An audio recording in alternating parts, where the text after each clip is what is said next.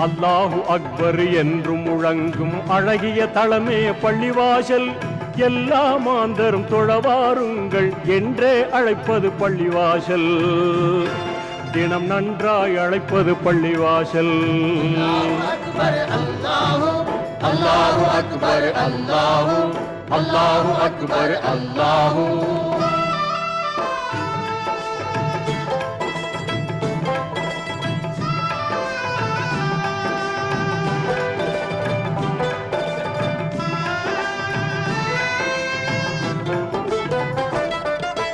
இறைவனை வணங்கிட நபிமுறை பேணும் இங்கித தளமே பள்ளிவாசல்.